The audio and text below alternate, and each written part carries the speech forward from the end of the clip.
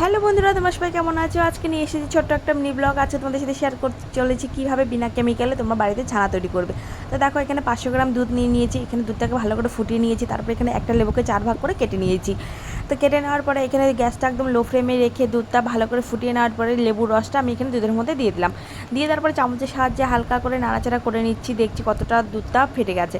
তো তারপরে এখানে দেখছি আরেকটু লেবুর রস লাগবে। তারপরে এখানে আবার এক এক করে লেবুর রসগুলো আমি এখানে দিয়ে দিলাম। একদম গ্যাসটা কিন্তু লো ফ্লেমে রাখতে হবে, নাহলে কিন্তু ছানা তৈরি হতে খুবই অসুবিধা হয়। তো এখানে দেখো ভালো মতন আমি এখানে নাড়াচাড়া করে নিয়েছি। নেওয়ার পর এখানে দেখো ছানা প্রায় তৈরি। একদম গ্যাসটাকে লো ফ্লেমে রেখে আমি ভালো করে নাড়াচাড়া করে নিয়েছি। আর গ্যাসটা বন্ধ করে তারপরে এখানে ছাঁকনির সাহায্যে আমি এখানে দুধটাকে ছেঁকে নিলাম। নেওয়ার পরে এখানে দেখো অনেকটা ছানা বেরিয়েছে। তো তোমরা চাইলে এটা কাপড়ের সাহায্যেও এটা করে নিতে পারো। একদম রেডি, বাড়িতে বানাতে পারবে তোমরা বিনা কেমিক্যালে দোকানের মতন ছানা। এটা একদম শরীরের পক্ষেও যতটা উপকারী, তোমার স্বাস্থ্যের পক্ষেও ভালো।